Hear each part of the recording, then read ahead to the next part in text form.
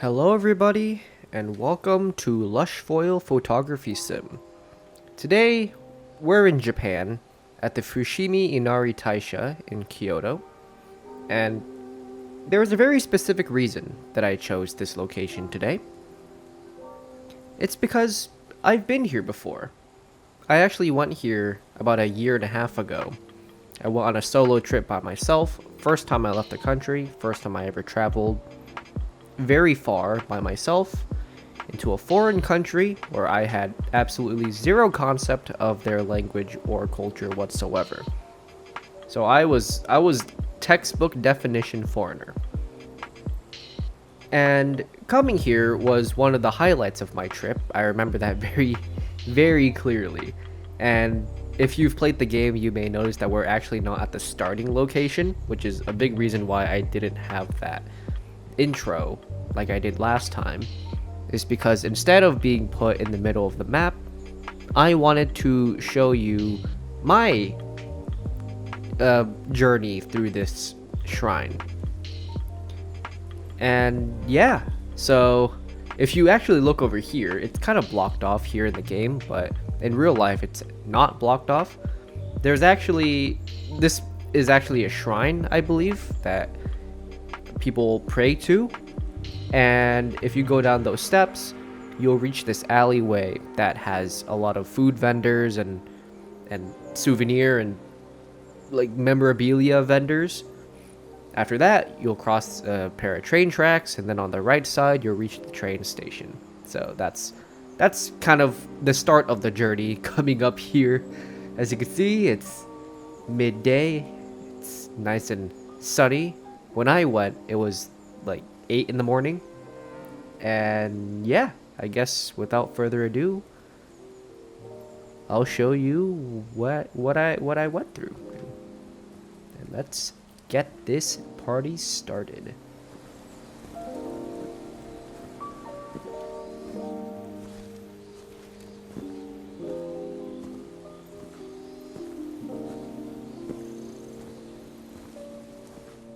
I recall this being a food vendor place, or some sort of souvenir vending place. The stand was actually right here. You can actually see the cutout here. So this door right here would open, and they would sell you things, I believe. It might have been one of those stands back there, but I think this was also one of them. There's a picture board here. Lots of places.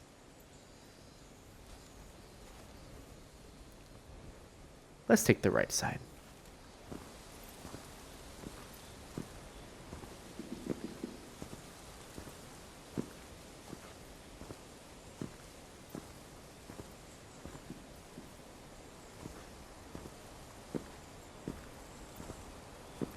I remember this place. Sorry, I had to sneeze. I remember this place. So, what happened was I was walking up these steps here, and I see a pair of older individuals with their grandkid, and she was standing right there, and they were standing right here, and they were taking a picture of her on their phone with her in the shrine in the background. And I remember walking up to them, and I tapped the old man on the shoulder, and he looked at me. And the funny thing was that I didn't know a lick of Japanese. I came here to this country without understanding a word. I barely knew how to get by, like, at all. And I didn't know how to say camera or anything, so essentially what I did was I resorted to Neanderthal pointing.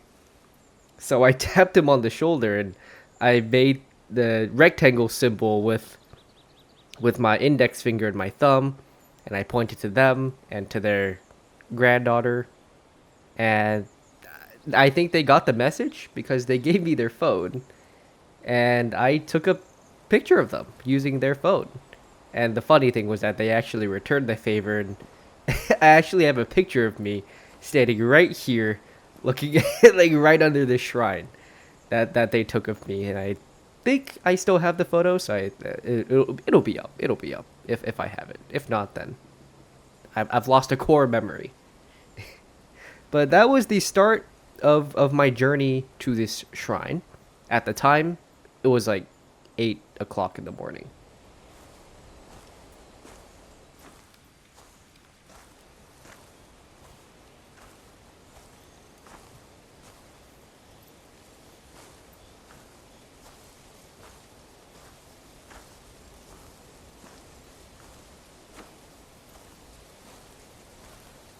Please go right way.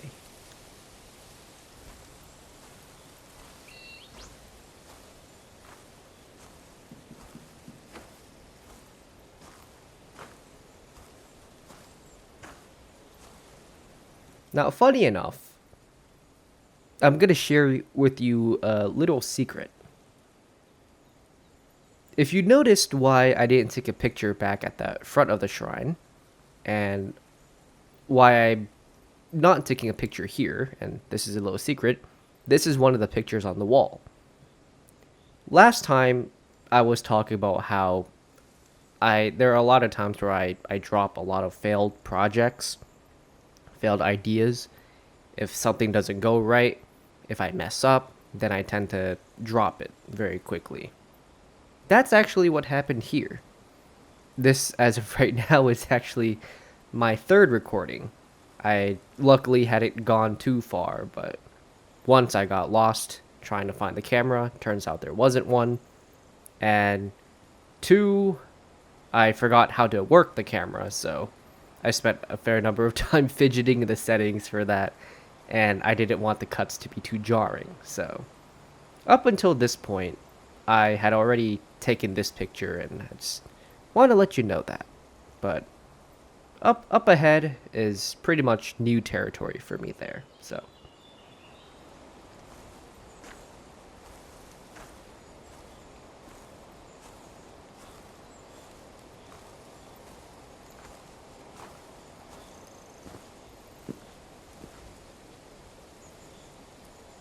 well, in a way, I kind of lied.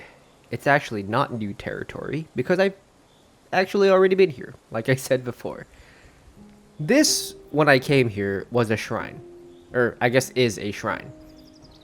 When I came here, there were people, many people, and praying around. These doors were open. I believe there were people even inside praying. But if I recall correctly, there was some sort of well, something like that. And I remember very specifically that I also kind of prayed here.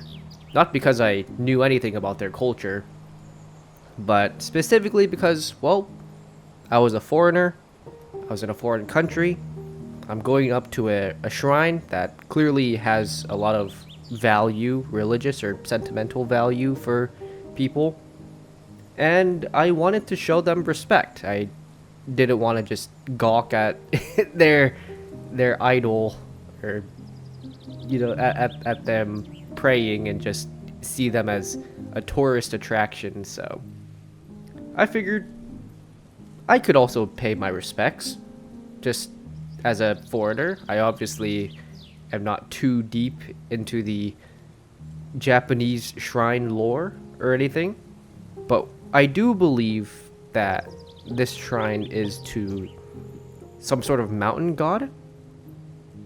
I don't recall if Fushimi Inari is the mountain god or what, but I do recall that there was some sort of deity that was within these mountains that gives them good luck.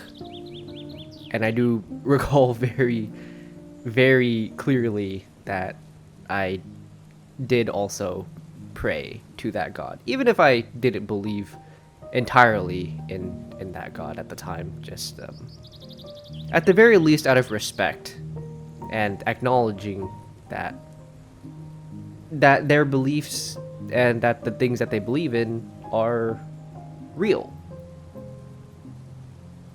And so I recall that experience very clearly. And the next thing I recall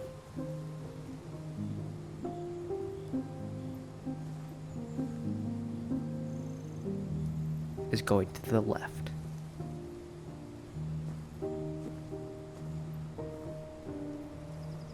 This might be a nice picture to take.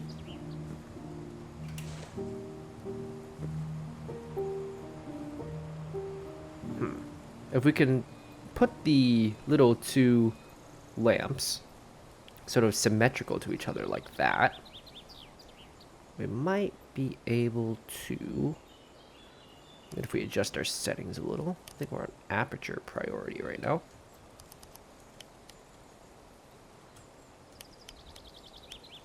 I think we could leave it at aperture priority.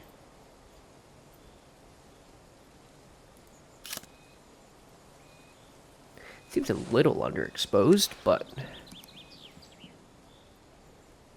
not the worst thing in the world. Maybe we could do it vertically, actually. Maybe that way it might be a little bit better. I do feel like the trees do get in the way a little bit, though. But as long as we try our best...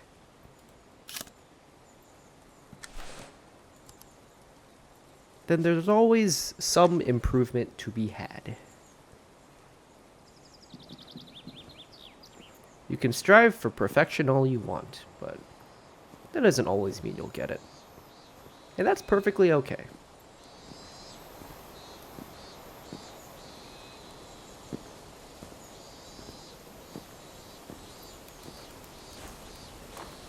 Ah. This looks nice.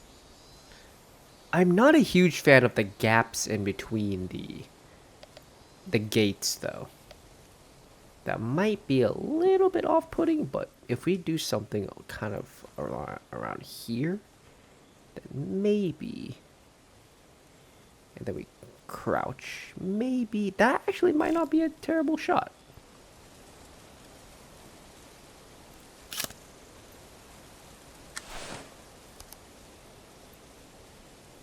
Ooh.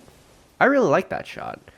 My only thing, though, is this little green in the corner, I feel like takes away... it takes my eyes away from the center of the image a lot. So we're going to try to move a little bit over this way, over yonder. And let's try this again.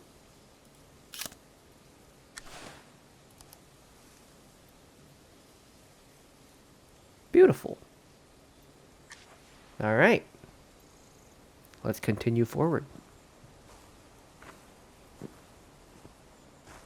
I recall very vividly going through these gates and trying to find an area to where there were no people at the gates so I can take a picture of the red gates without intruding on anybody, which was very difficult to do because a lot of the times there were actually a lot of people like all the way around, like just all everywhere, all over these gates. And the funny thing was there were surprisingly very little tourists from what I had seen. A lot of it seemed like people who were native to the area.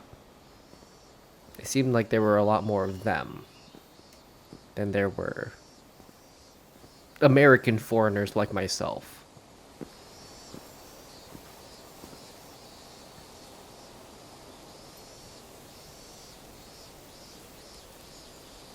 I remember specifically here going to the left and then doubling back and going right. I remember this because it was at this point I got completely lost. I had no idea where I was going. And so let's follow that exact path. Ooh, actually this is a really nice spot to take a photo of. Look at that. Look at that. That is beautiful. We could even have this little house lamp in the structure here, or in the picture. There we go. There we are. Look at that. That is beautiful. Now maybe we can have one without this little house here. Maybe we can go like do a vertical shot, or maybe even a horizontal shot, kind of like sort of like that. Look at that.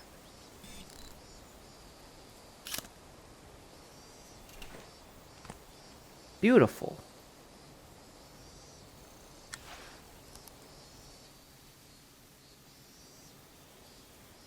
I really like the little glowy, sparkly things here. I don't exactly know what it's supposed to be. If it's pollen or something, but that's really cool.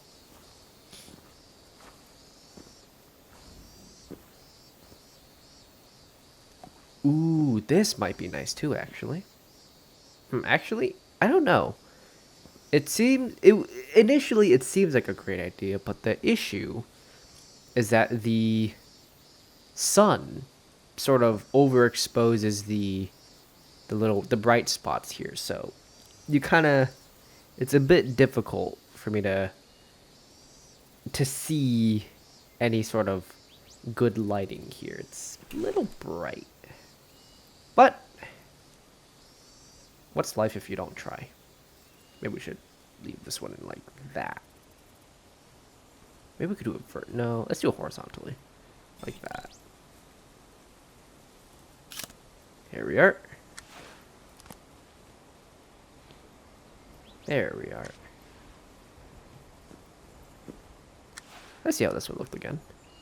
Not my favorite. It's a little bit bright.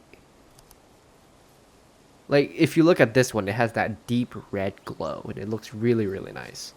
This one, it feels a little overexposed. I feel like the sun on the red gate makes it look very orange.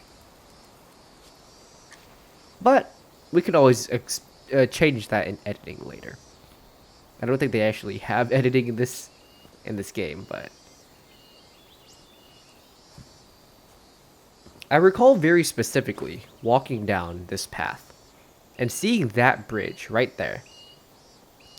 And I thought that was completely out of bounds.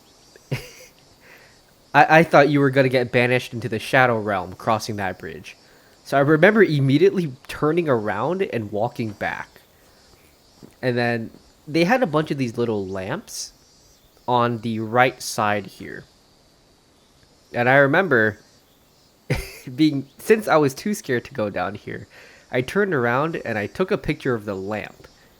It wasn't my best work by any means, but I tried my best. So, for memory's sake.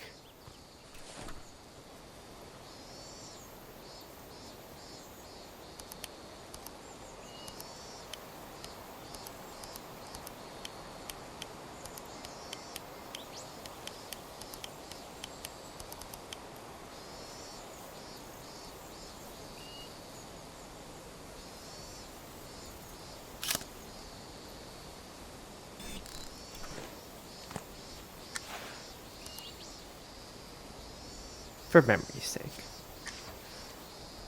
Not every picture has to look great. Not every picture has to be an Ansel Adams level masterpiece.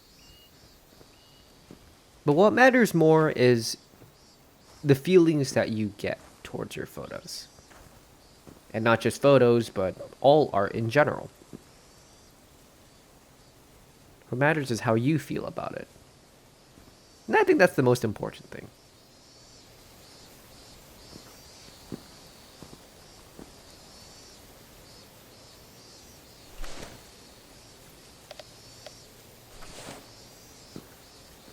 But it was very interesting and very... I had a class about this really recently, or I'm actually in the process of taking a course right now. But speaking of art and trying to understand it more, I'm taking a philosophy class in my university. And recently we had a discussion about the... That's probably not too bad. Look at that. We had a discussion about the importance of art in our culture. And one thing, if I'm being honest, I was never really an art person. I didn't really understand the importance of it. I mean, I honestly thought it was just drawings, and people who saw more in art were a little bit silly, if I'm being honest. Which sounds like a really silly thing to say, but at the time I was just super into the sciences, and just I thought everything else was a little silly. If I'm gonna be real with you here, I thought it was all just the whole art thing was just a bunch of hoopla. But an idea that came up, which was very important in the discussion about art and the importance of it, was this idea that there are two types of ways that we express ourselves. One is through words, and the other is through art. Now, the thing with words is that you can only express words at very distinct levels. For example, you use the word joy, happy, sad, and let's take the word sadness, right? You use the word sad, and we all when you tell your friend that you're sad, in a way, we all know what you mean, right? We all know what the term sadness means. But you don't really feel how they feel, right? Like sadness is a very discrete term. It's a very, I don't know if discrete's the right word, but it's a very concrete word where sadness is a specific emotion, but feeling it and having that varying levels of sadness that it's harder to express essentially, and that is something that only things like art can fulfill. Art can help you relate to the artist more, but if they put in their feelings, they put in their emotions, their thoughts, it helps you understand them on a more deeper level than just words alone. And I found that to be very interesting. Oh, it's a little kitty cat. Hi, kitty cat.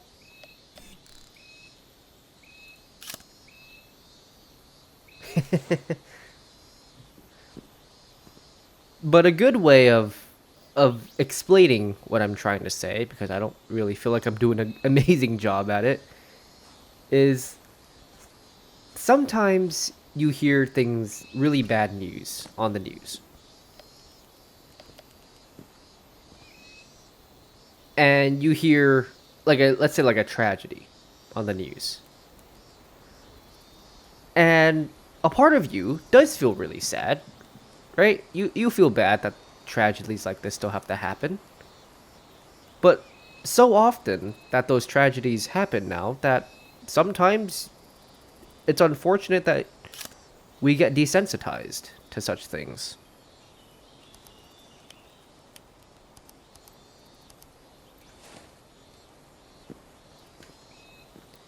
But when you watch a movie, like the Titanic, for example, and spoiler alert for the Titanic, you watch Jack get absolutely destroyed. Like he dies at the end of the movie. And then you start to cry.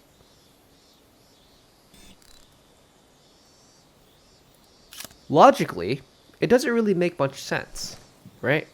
I mean, you look at the news, 20 people gone, sucks, but it doesn't affect you in any way. You watch a movie, one person dies, but he's the main character, and you're bawling your eyes out.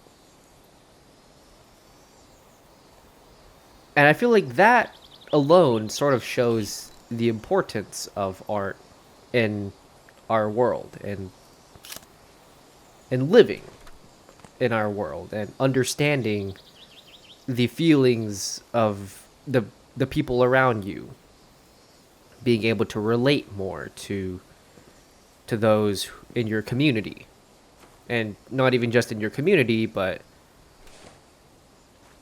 to those in the world in general. And I feel like that was a important discussion to have. but a very eye-opening one at the same time. Let's increase the ISO here, actually. Let's do that. I've taken a lot of pictures on that during that discussion. Let's see if any of them are actually any good. I feel like the flash makes things a little bright. That just makes it look like a horror film, I'm not gonna lie. That actually looks like you're running away from like a demon or something. Alright.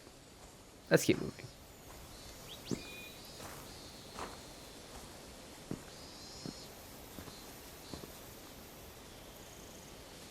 Welcome to Kyoto.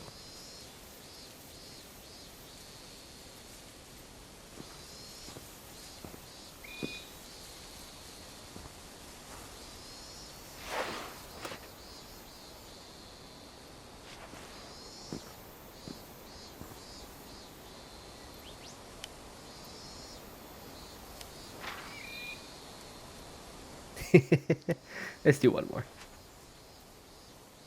That's cute. Oh, there it goes. Oh. That's cute.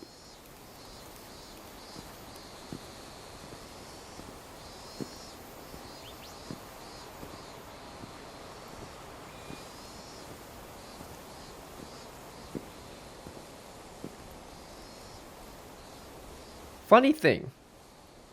I remember when I got to this point, or rather, the point down where we got that plane, I remember feeling so tired, and I thought I had already reached the top of the hill. I thought I was already way up at the top. It turns out I was very, very wrong. And if I'm gonna be honest with you,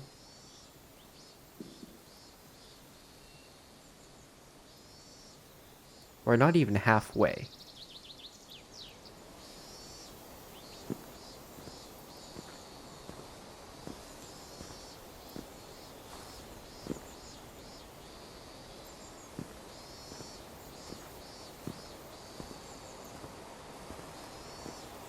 Darn. That gate. I wonder if there's a way we can actually get into the gate. Or if that's just like a boundary thing. Well.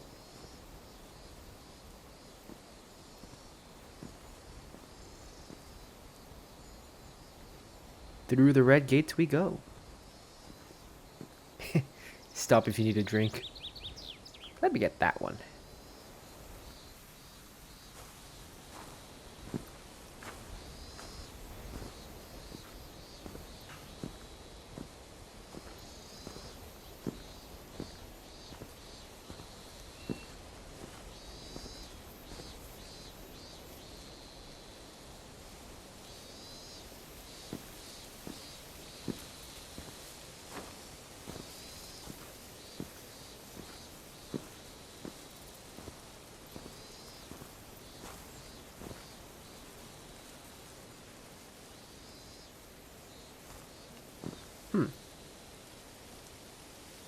Maybe something up ahead might ring a bell. Maybe not here, but actually, maybe here might not be too bad. That little lantern seems to be in the way, but... Okay, we're gonna have to turn off that flash. That flash is kinda... There we go. Get that flash out of here. Alright. Let's try this again.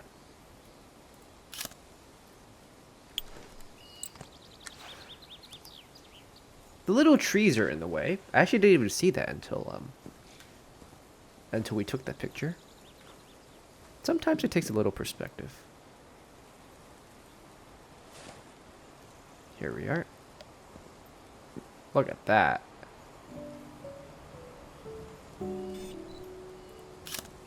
Look at that.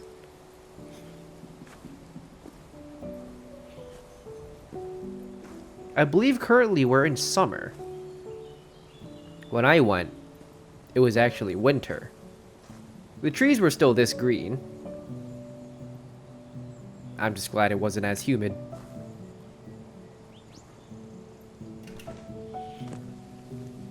There we are, look at that. It's a little on the bright side, so maybe we can turn down the exposure a little bit. Maybe drop down to 100. There we are. Maybe something like that. It does seem a little bit on the bright side though, but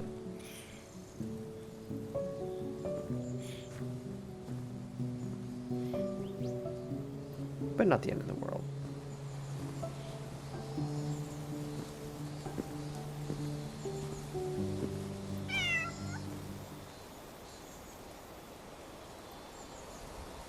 What was that? Anyways, let's not step off the property line too much. Well, we gotta stay on the beaten path. Now the question is left or right? First we'll take a picture. Oops. And then we'll decide. Now if I'm being honest with you, I don't remember whether I went left or right here. But let's just say I went to the right. Because right is always right. Ooh, this looks beautiful. Look at that. A little bit on the overgrown side, but a beautiful picture regardless. That little bit on the left there, that little pole on the left is a little iffy, but we'll try it again.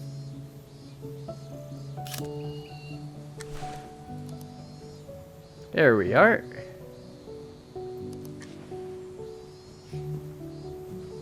Did you know that every one of these gates represents a contributor who paid to have the gates here? So some of these gates are actually marked as being contributed by companies. So that's very cool, and I think it's actually every single one of these gates is contribute. English is hard. Every single one of these gates is contributed by somebody. So someone paid and to have their gate at this shrine, which is really cool. That's a little bit of a thing here.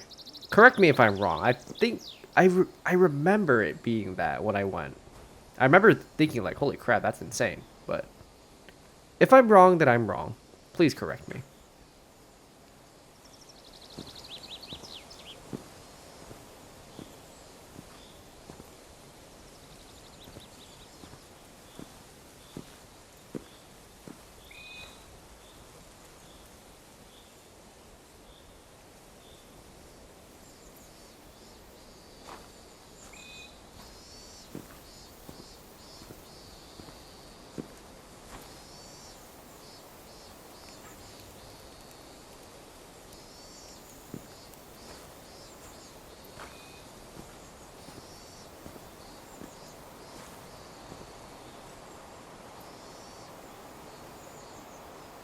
I think I might have gone left.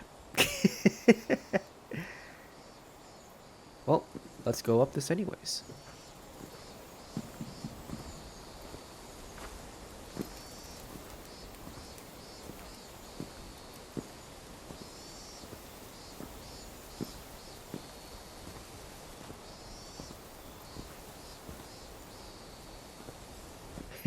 Darn. Oh, this box was here. I think we took a picture. They had a picture for this box. There we go.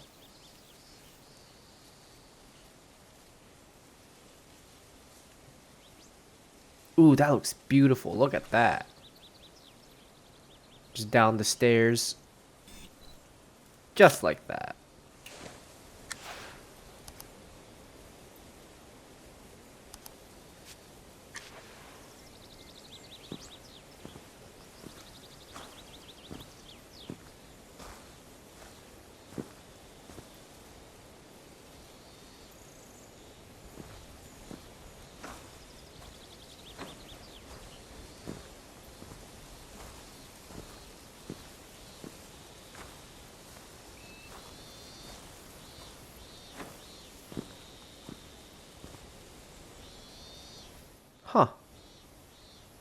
I guess we're back here.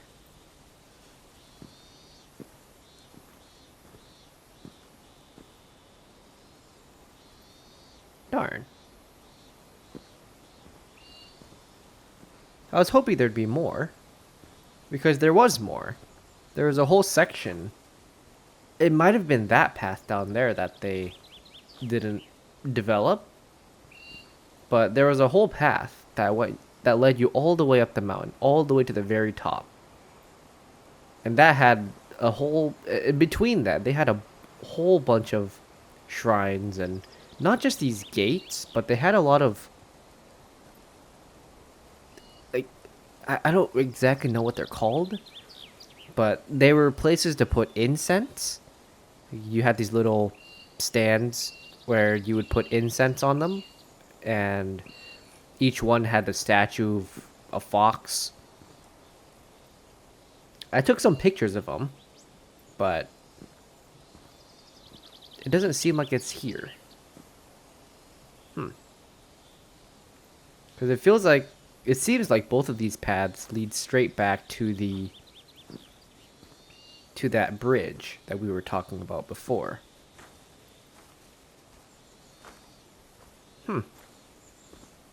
Interesting.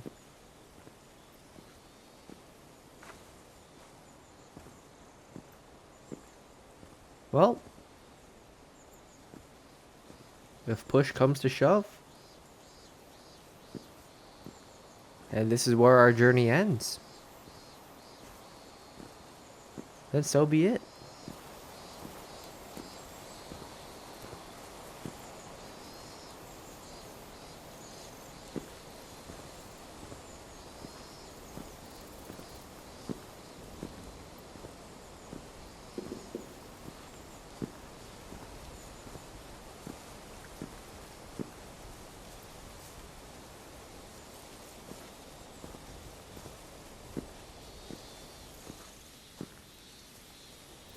Let's take a drink break, shall we?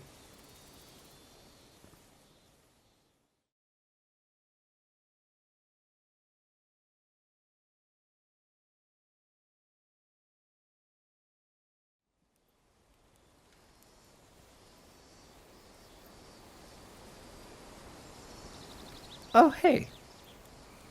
Welcome back.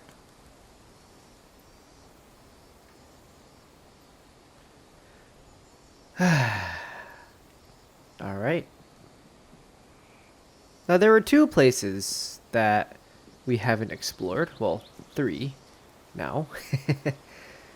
There's the little bamboo forest over this side, that path down there, and by that temple up there, going right instead of left. So, let's say we start out going here. Funny thing about these little houses, actually, is I went to the geisha area in the Kyoto district, and there was another shrine there. It was like a big temple, and I went really late at night. And I saw a row of these shrines, or not shrines, sorry, of these little lampposts. And one of them had a little acorn on it. And I remember spending so long taking a picture of that acorn. And it was really cool. It was like a really dumb picture. It was literally just this thing with an acorn on it, but it was a really tiny acorn and it was really cute. So that's a little story to go with these little lamps. Nothing too crazy, just a fun little story to tell. All right. Without further ado,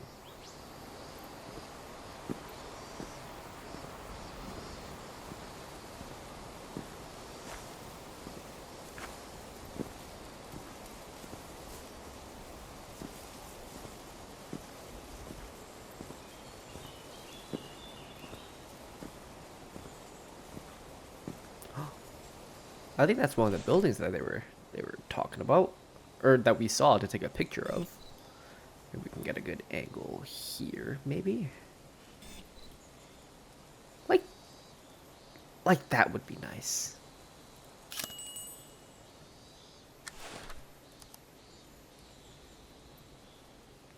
Beautiful.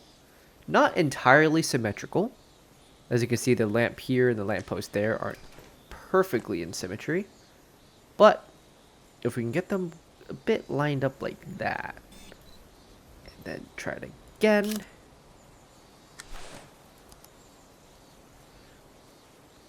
That's better.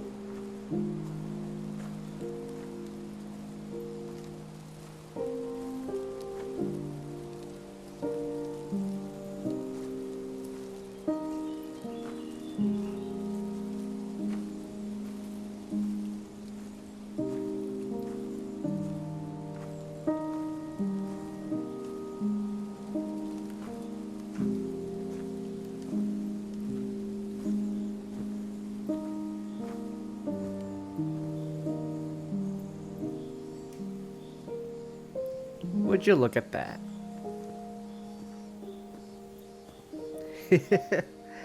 We're back.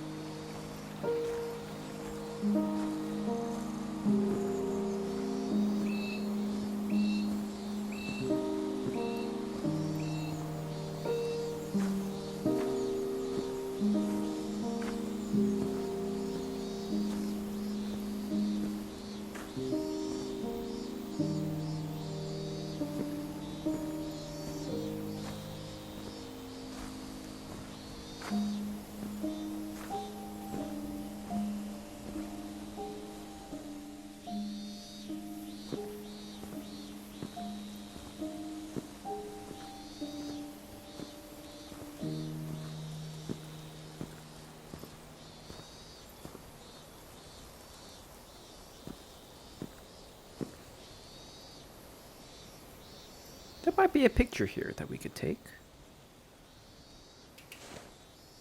Maybe something kind of like...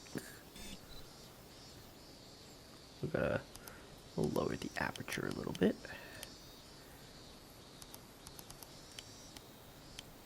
There we are. Maybe something like this. And 3, 2, 1.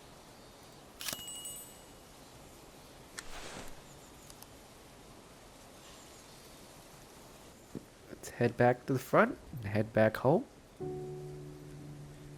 Then we'll get ourselves some food, some nice drinks, maybe a nice hot shower.